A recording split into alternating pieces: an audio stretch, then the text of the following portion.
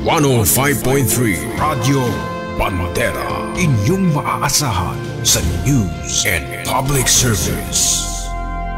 Ito ang bagong radyo ng sambayanang Pilipino. Radyo Bandera. Tahanan ng mga balitang totoo, musikang bago at may serbisyo publikong taos sa puso. 105.3 Radyo Bandera. Iwawagayway ang bandera ng balayang pamamahayag. Oras Pilipinas, ganap na pong alas 8:27 ng umaga. Radyo Bandera, Kuskus, Bandera, Kuskus, Bandera. Magkakatid ng impormasyon at mga nagbabagang balita. Tatalakay sa mga usaping pambaya sa ilalim ng nag-iisang bandera ng Republika ng Pilipinas. Ito ang programa maglalahad ng katotohanan. Kukuskusin, babatikusin ang mga pasaway sa gobyerno at sa ating lipunan. Kuskus, Bandera, Kuskus, Bandera. Sandigan ng mamamayan, kakampi ng mga ina. Kuskus, Bandera, Kuskus, Bandera. Natatanging programa sa radyo na nabubuhay sa maalamat na kasabihan ni Attorney Ruben Arcanoy.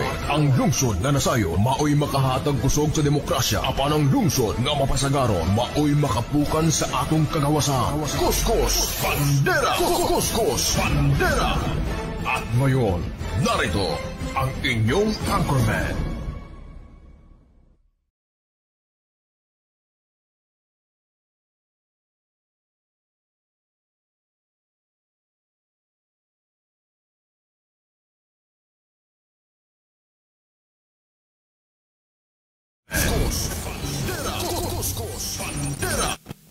Magandang umaga Pilipinas!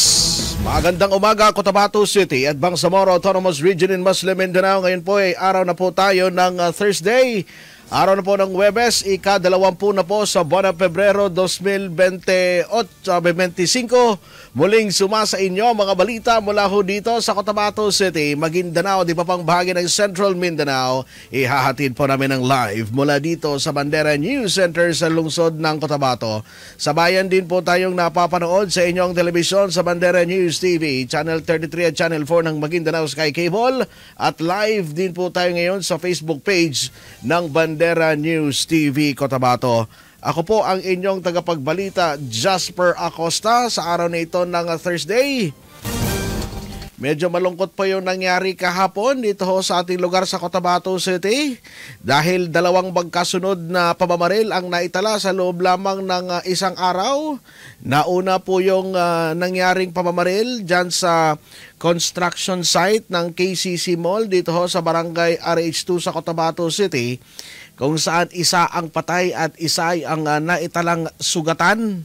Naganap po yung unang pamamaril, 1:40 ng hapon kahapon. Ang tinutukoy po natin dito ay itong pagkakabaril patay dito ho kay Engineer Roland Daguan. Diyan mismo sa kanyang pinagtatrabahuan na KCC Mall dito sa Cotabato City.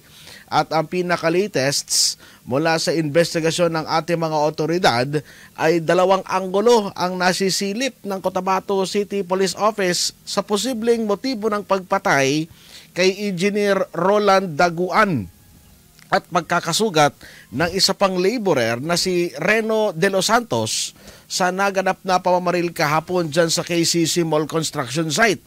Matatandaan na pinagbabaril ang dalawa dyan sa naturang area na isugod pa sa kapagamutan ang dalawang, ngunit inideklara na dead on arrival si Engineer Roland Daguan na residente ng Pagadian City, habang sugatan naman si Reno de los Santos na residente ng General Santos City na nagtamo ng tama ng bala sa kanyang kaliwang hita.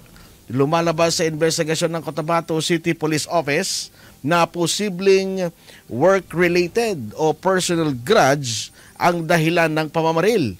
Inaalam pa ng mga otoridad kung may nakaalitan ang biktima sa kanyang mga kasamahan sa trabaho sa mall bago nangyari ang pamamaril. Pero sa pinaka-latest na information natin, yung person of interests, no? Yung person of interest ay posibleng nasa pangangalaga na ngayon ng pulisya.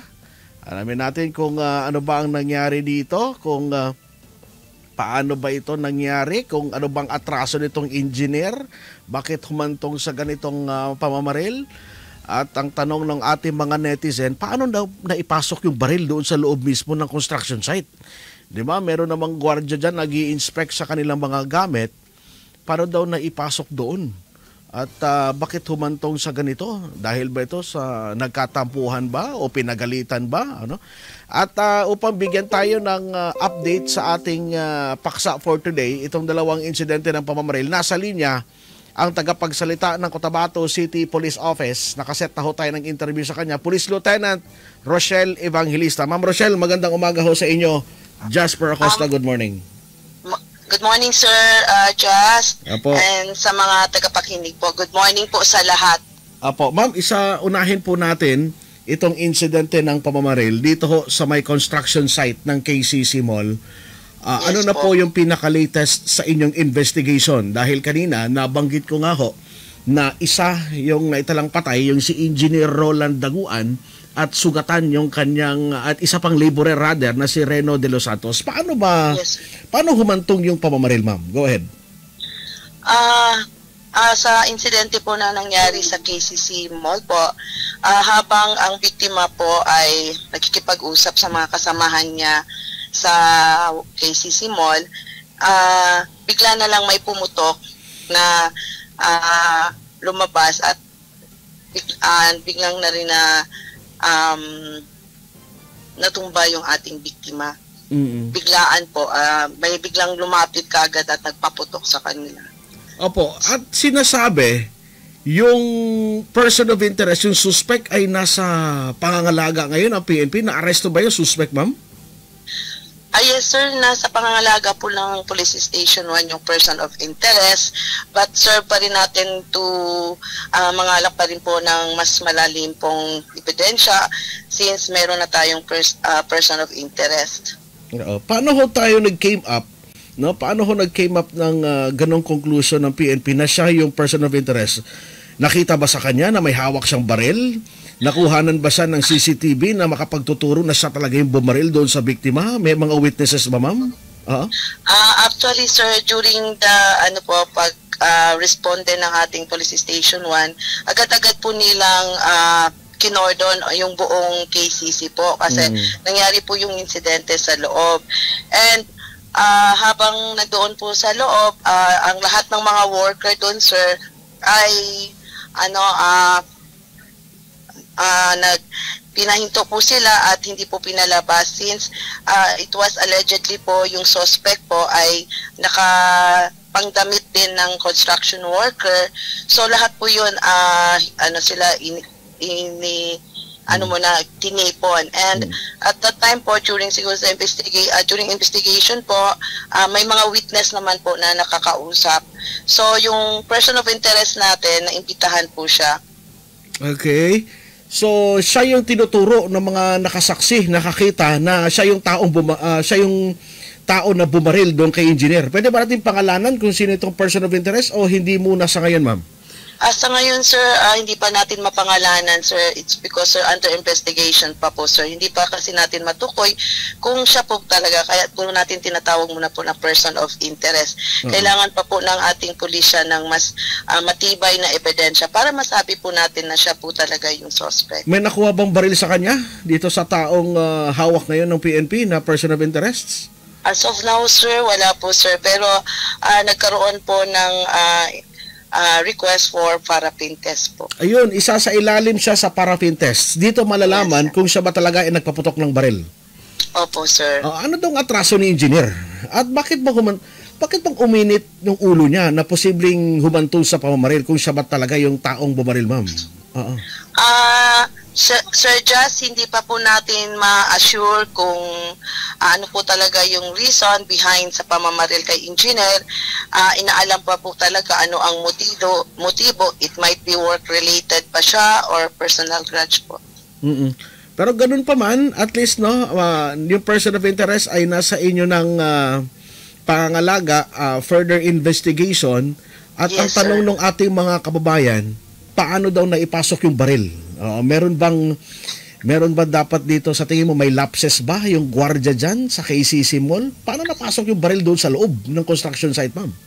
Yes sir, yun rin po ang tinitingnan na anggulo rin ng ating kapulisan, lalo na sa investigating team natin, Sir Jas, kasi it is the responsibility po ng mga gwardiya dyan, yung vicinity ng loob ng KCC. So inaalam pa po, mag-iimbita pa po tayo ng mga person na maari pong mag-clarify sa pangyayari rin po. So anong recommendation ng ating PNP sa mga gwardiya dyan upang hindi na masundan itong mga ganitong insidente? Hindi pa nga nagbubukas yung KCC. May naitala ng pamaril dyan mismo sa loob ng construction site. So anong recommendation ninyo sa mga gwardiya dyan, ma'am? Ang recommendation po namin sa mga gwardiya, lalo na humahawak sa mga gwardiya po, kay may mga sariling agency po dyan, ay dapat po idaan po natin sa training or araw-araw po natin i-remind yung mga gwardiya natin kung ano talaga yung kanilang mandato bilang gwardiya sa isang establishmento. Nasabi naman siguro sa kanila yan, kaya nagdaan na po yan ng mga training. Pero kailangan pa rin po natin yung mga gwardiya natin always remind about sa kanilang rules and kanilang mga ano yung kanilang mga role bilang isang gwardiya sa isang establishmento po. So, malamang makikita rin natin kung anong magiging lapses ng mga security guard during the said shooting incident po, Sir Jas. Yung ating person of interest ba, may mga confession na rin ba? Umamin ba siya na siya yung bumaril, ma'am? Yes, sir. Yes. Sir Jas, wala pa namang ganong ating information related sa pag-amin. As of now, person of interest pa lang po rin yung ating nasabing naimbitahan na tao po. Okay. So, trabahante din. Trabahante din ng KCC Mall, ma'am? Opo, sir. Okay. Then, pangalawa, ito yung pang-unang insidente kahapon, 1:40 ng hapon kahapon, naganap itong shooting incident dyan sa may KCC Mall, construction site. Nasundan na naman ng alas 3:40 ng hapon dyan sa may Makakuwa Street sa RD Pawn Shop. Isang security guard yung binaril. Paano humantong, ma'am? Paano humantong sa shooting incident itong insidenteng ito? At habang naka-on duty yung gwardiya, nilapitan lang siya nitong taong bumaril sa kanya, ma'am? Paano nangyari yan? Yes po sir, in regards naman po sa pangyayari dyan sa area po ng RD Pawn Shop sa Makakuwa Street, kay mga bandang alas 3:50 po ng hapon yun sir. Habang yung biktima po ay ginagampanan yung kanyang tungkulin bilang isang gwardiya ng nasabing establishmento, ay bigla na lang may dumating na suspected unknown person na suspect at pinagbabaril yung ating biktima po sir habang on duty. Yung taong bumaril sa kanya, ano yung customer din doon? O galing sa labas at nilapitan lang siya bigla, ma'am? Galing po sa labas sir, kasi po mayroon na pong nakalap yung ating ang Station 1 at nagdadagdag pa na mangalap ng CCTV footage. So sa ngayon hindi pa natin ma-full sabi kung sino, but mayroon na rin silang person of interest related po sa shooting incident sa RD Pawn Shop. Ayun, may CCTV footage. Ang biktima ang biktima, itong security guard, ay kinilalang si Dominic Humawan Villar. No? Yes, at residente ng Barangay Poblacion 7. Ano ba to siya? Kasi may mga conflicting reports. Kamusta ho yung kanyang status sa ospital? As of now, under treatment pa rin po yung ating victim, and we pray na ma-survive niya ito dahil malaking bagay rin po yung kanyang participation dito since siya po yung victim. Ano yung posibleng dahilan kung bakit siya binaril? May atraso ba ito? O meron ba siyang kagalit? Personal ba ito? O meron ba siyang... Ano bang posibleng anggulo sa motibo ng pagbaril sa kanya? Hindi pa po namin hindi pa po makatukoy kami ang kapulisan sa fix na anong motive po, but ganun din po ang aming pananaw, maaring personal grudge din yung incident na ito. Isa sa mga anggulo ay personal grudge. Ano bang pag sinabi bang personal grudge, ano ba ito? Meron ba siyang ano ba to sa what do you mean sa personal, ma'am? Meron ba siyang pinakakautangan? Meron ba siyang naging kagalit, nakaalitan? Opo, related po sa personal grudge, hindi naman po specific kung may nakautang or sometimes po sa bawat nakakasalamuha natin na tao, nakikilala natin or even pamilya or kaibigan na nagkaroon tayo ng kagalitan, ganun po. So, not necessarily lang po yung a specific person po. So, it's generally maari pong yung mga taong nakasalumuhan ng biktima. Base ho sa CCTV footage na nakalap po ng PNP, malinaw ho ba doon sa video yung itsura ng taong bumaril doon sa security guard, ma'am? Hindi pa man namin masabi, sir, pero nakita po yung tao na yun doon sa CCTV wherein nakamotor din po yung suspect na yun, sir. Anong baril ang ginamit niya, ma'am? At saan yung natamong tama ng bala ng biktima? Allegedly po, sir, sa nakuhang ebidensya sa crime scene, allegedly po caliber 45 po, at natamaan po siya sa kanyang left na legs po niya at saka sa kanyang left arm as well as sa kanyang abdomen po. Okay, so tatlo yung kanyang natamong tama ng bala. Yes, sir, Jess. Oo. At siguro in broad daylight, malamang marami rin nakakita. May mga witnesses diyan. So anong panawagan ho ninyo?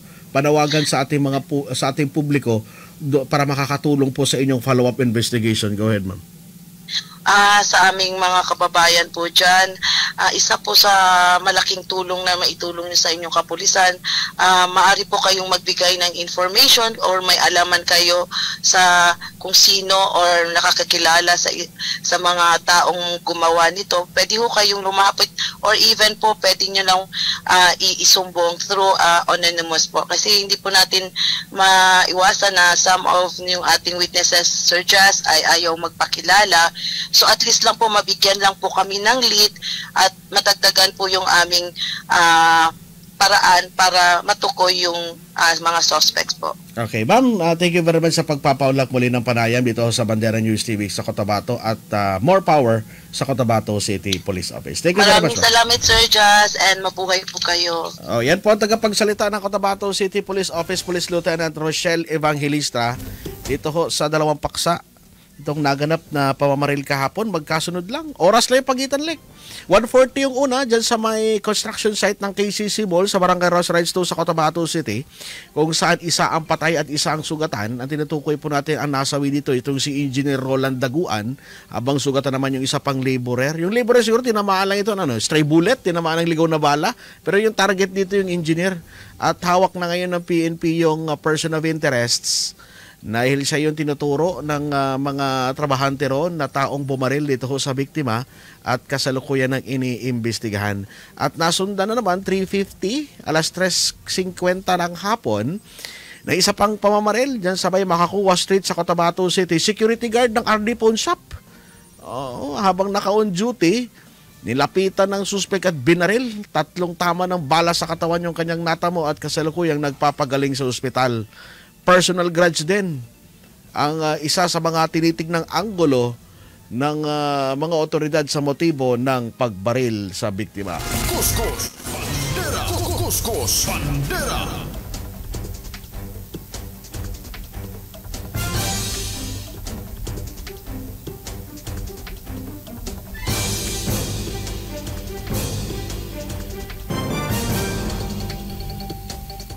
Mukhang sunod-sunod na naman, Rick. Matagal ka nagpahinga, pero ito nakarang araw, sunod-sunod yung mga insidente ng pamamaril. Hindi lamang dito sa Cotabato City, maging sa karatig probinsya natin ng Maguindanao. Ano naman ang nangyari na ito?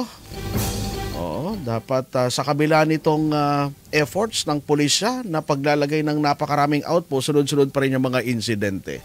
Ganap na pang alas 8:47 ng umaga, dumako naman tayo sa paksa sa Commission on Elections dahil kahapon ay pinangunahan mismo ni Maguindanao Provincial Election Supervisor Attorney Muhammad Nabil Mutya itong pagbuo at itong pag-activate ng Committee on Kontrabigay at kampanya kontra vote selling kasabay ng ipinatawag na Provincial Joint Security Control Center meeting. Ang hakbang na ito ay bilang pagtalima sa mas pinalakas na kampanya ng Commission on Elections kontra Bigay 2.0 na labanan ang vote buying, vote selling at abuse of state resources nang sa ganon ay makamit ang isang patas at malinis na halalan. So nasa linya ang Provincial Election Supervisor ng Maguindanao, Attorney Muhammad Nabil Mutya, upang ibahagi sa atin yung mga specifics, kung ano ba yung specific instructions mula sa COMELEC Manila, kung bakit inactivate pagbuo nitong Committee on Kontrabigay, labanan ng vote selling at abuse of state resources. Attorney, magandang umaga sa inyo. Jasper Acosta, good morning. Assalamualaikum and good morning, Sir Jasper, at sa lahat ng ating tagapakinig, tagapanood. Yes, kahapon po, inactivate natin yung local committee, no, yung provincial level committee. Oops, oy. Naputol tayo, Rick, no? Biglang naputol yung linya. Sikapin natin na makabalik muli sa linya ni Attorney Mohammad Dabil Mutya. Ang paksaho natin ay ito pag-activate ng komite ng Committee on Kontrabigay. Nasa ko na mas malaka. Okay, Attorney, magandang umaga ho. Pasensya na ho, naputol yung ating linya. Go ahead po, Attorney.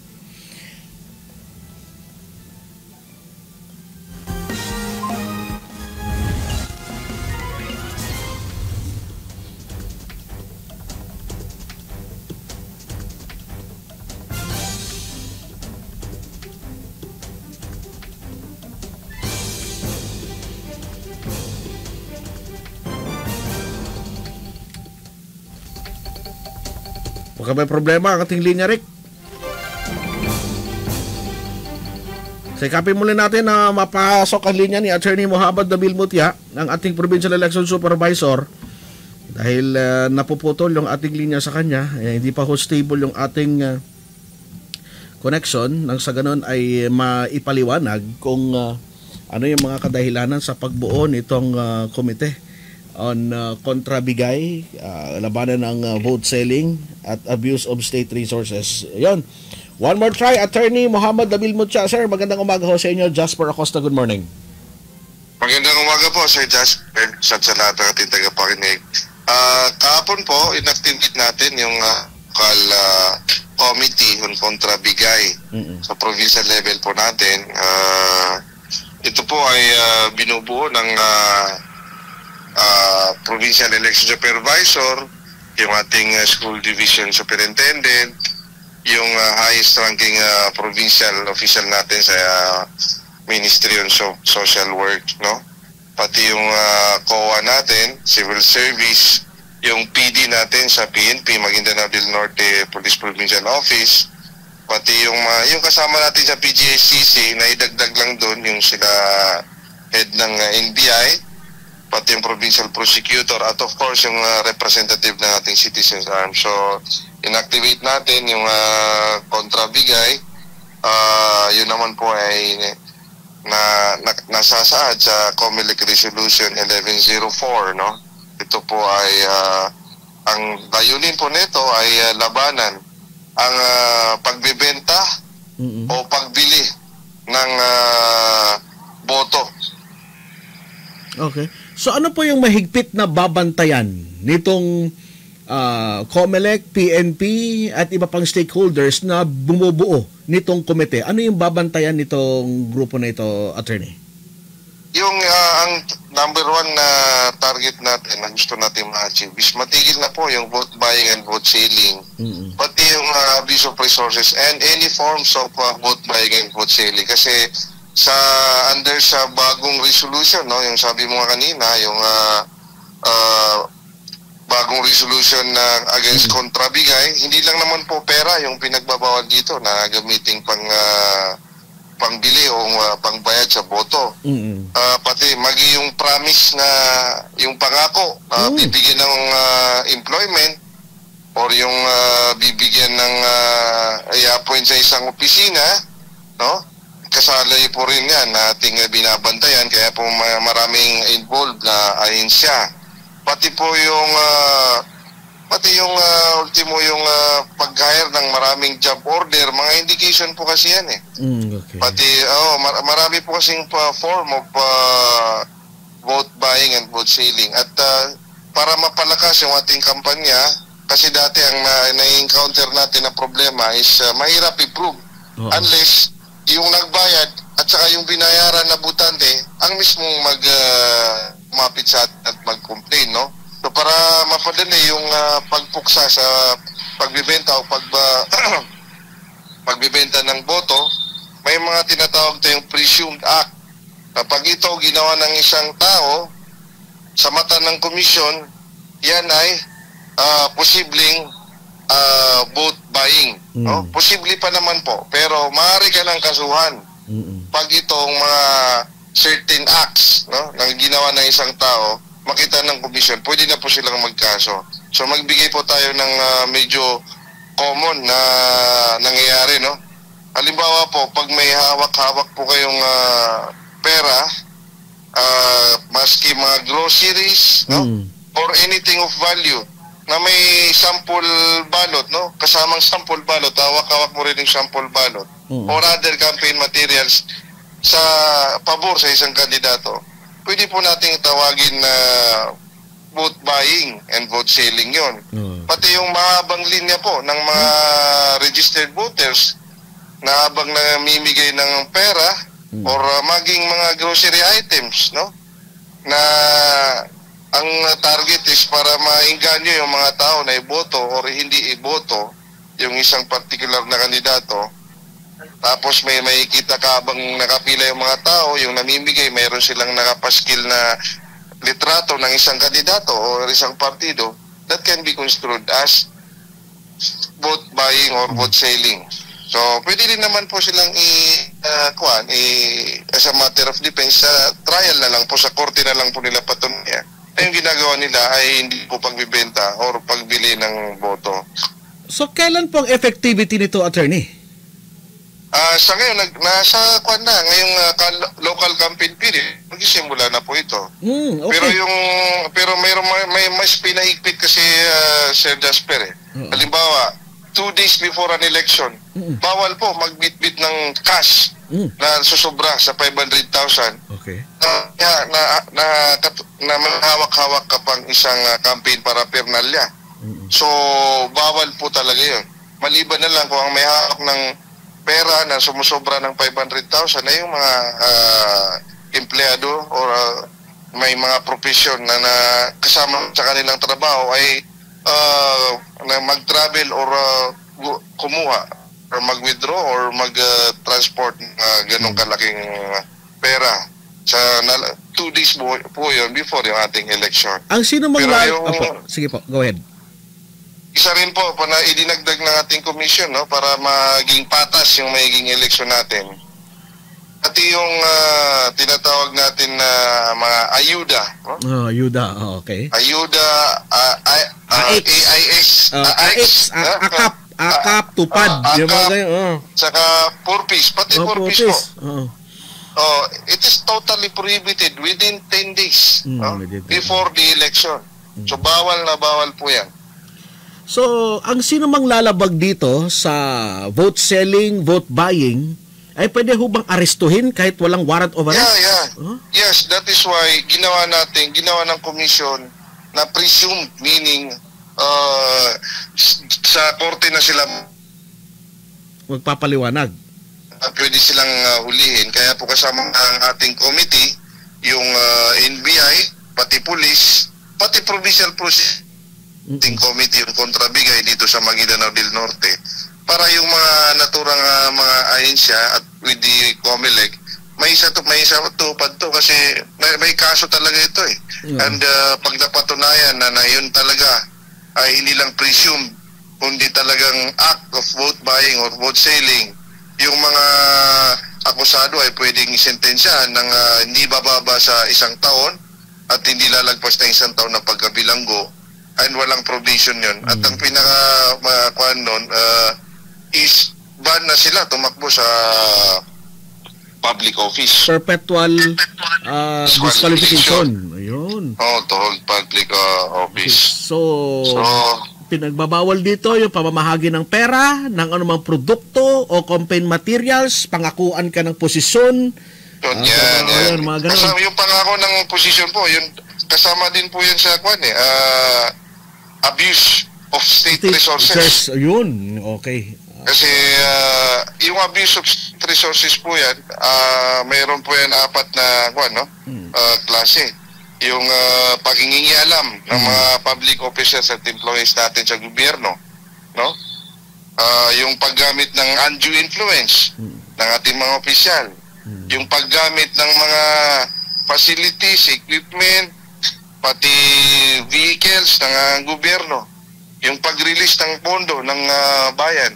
Yan po ay mga abuse of state resources pag ang intensyon ay para paboran o makumbinsi ang mga butante o mga tao na paboran o iboto ang isang kandidato, pati na rin kung ang layunin ay wag iboto or paboran or isuporta ang isang partido or kandidato. Okay. That will constitute as abuse of state resources. Okay. So sa tingin mo, attorney, ano yung magiging sa tingin mo obstacles along the way? Yung sa tingin mo na pag-i-implement nito, ano yung magiging pagsubok? Ano yung sa tingin mo magiging kumbaga dadaanan na paghihirap na ma-implement ito? Ang nakikita natin na magiging pagsubok sa atin during the implementation is yung pag-implementation nito is yung talagang paano natin malalaman na mayroong ganung mga nangyayari. That is why in addition sa police tsaka sa army, isinama natin lahat ng mga ahensya, maging ang DSWD, kasi sila yung may mas alam nila yung pag may mga ayuda, mga ganyan na nire-release natin for peace, yung ating mga civil service, para ma-compare natin na itong taon na to na isa palang opisyal ng ating pamahalaan or isa palang empleyado ng gobyerno, ginagamit yung ating yung kaban ng bayan or yung resources ng ating pamahalaan. So kaya po sila sinama natin, pati yung provincial prosecutor, para mapabilis yung pag-action pag may nabalitaan tayo, na report sa atin na may gumagawa ng bawal, no? Kontra bigay. Pati yung natin, NBI, isinama nga ng ating komisyon.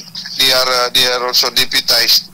Kasi minsan kailangan natin ng case build-up kasi pwede nating puntahan yung mga ganyan na may nagtitipon-tipon at ang layunin ay para mamudmud ng pera, boat buying or boat selling.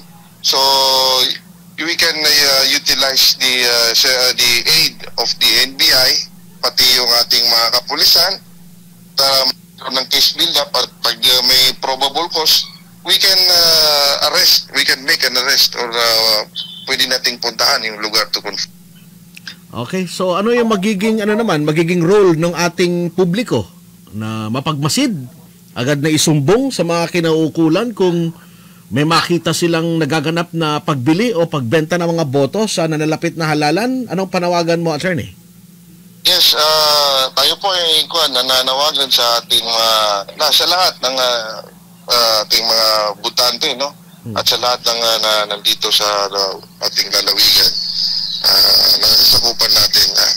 Kaya ako po ay formal na nag-inform sa inyo na nabuo na po natin yung ating Provincial Committee Against Kontrabigay at ang ating complaint center po, no? Nagtayo ng complaint center kung saan para mas mabilis na matugunan yung mga reklamo against boat buying at boat selling. Ang ginawa po natin ng complaint center natin ay itong ating opisina dito sa COMELEC, sa Office of the Provincial Election Supervisor. So kung may mga makikita po tayo, may mawi-witness po tayo na gumagawa, lumalabag sa batas ng against boat buying and boat selling, maaari po nating i-report dito sa ating complaint center. At yun naman po ay agaran naming bibigyan ng aksyon. Kailangan natin yung partisipasyon ng ating mga, hindi lang ang mga agencies, no? Kasi sila naman, nag-commit na sila, natutulong sila. So this time around, kailangan din natin ng suporta ng publiko para mapuksa itong boat buying at boat sailing. Okay, so thank you very much, attorney, sa pagpapaunlak sa panayam at naway makarating sa ating mga kababayan itong mga ipinatutupad na patakaran ng ating Commission on Elections para sa isang malinis, patas na halalan sa 2025 sa darating na Mayo. Thank you po, attorney, at more power sa Commission on Elections. Okay. Thank you, Sir Jasper. Apo, yan po ang Provincial Election Supervisor ng Maguindanao, Attorney Muhammad Nabil Mutya. So, sa Paksarik, pwede na pala ito, effective na.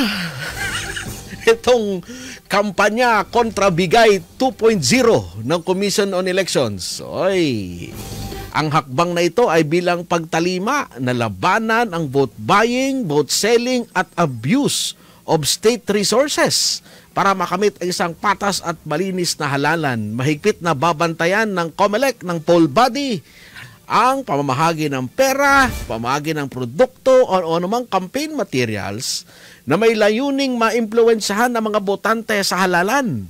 Ang sinumang lalabag sa vote buying, vote selling ay maaaring arestuhin ng mga otoridad kahit walang warrant of arrests. Makaraang pahintulutan ng COMELEC ang tinatawag na warrantless arrests sa mga ganitong uri ng aktibidad o paglabag sa batas. So kaya't po hinihikayat ng COMELEC ang publiko na maging mapagmasid at isumbong sa kinaukulan ang anumang magaganap na pagbili at pagbenta ng boto sa nalalapit na eleksyon. Kuskus Bandera. Kuskus Bandera.